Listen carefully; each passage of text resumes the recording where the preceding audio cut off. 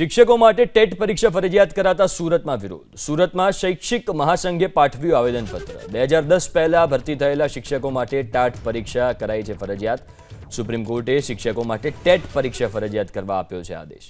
દેશભરના 20 લાખ શિક્ષકો સંકટમાં મુકાશે, શૈક્ષિક મહાસંઘનું આ નિવેદન છે।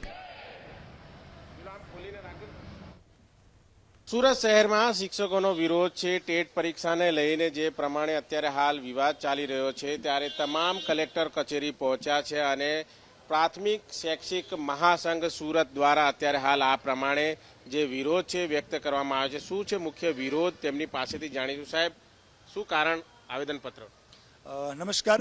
આવેદનપત્ર આપવા પાછળનું મુખ્ય કારણ પ્રધાનમંત્રીશ્રીને આ બાબતથી અમે વાકેફ કરવા માંગીએ છીએ કે જો સુપ્રીમ કોર્ટના જજમેન્ટ પ્રમાણે એનો અમલ થાય તો ગુજરાત નહીં પરંતુ સમગ્ર ભારત વર્ષમાં લાખોની સંખ્યામાં જે પણ શિક્ષકો અત્યારે સેવા આપી રહ્યા છે એમની સેવાને મોટી અસર થાય અને એમને અસુરક્ષિત મહેસૂસ થાય, એના માટે થઈ અને આ બાબતે ભારત સરકાર પુનઃ વિચારણા કરે અને જજમેન્ટની ઉપર પણ પુનઃ વિચારણા થાય એ માટેની વિનંતી સાથેના પત્ર સમગ્ર ભારત વર્ષમાં તમામ જિલ્લા કલેક્ટરોને આજે એક જ દિવસે અમારા અખિલ ભારતીય રાષ્ટ્રીય શૈક્ષિક મહાસંઘ દ્વારા દરેક જગ્યાએ જિલ્લા મથકો ઉપર કલેક્ટરશ્રીને આ બાબતનું આવેદનપત્ર આપવામાં આવી રહ્યું છે। કયા કયા પ્રકારની સમસ્યાઓ સર્જાશે?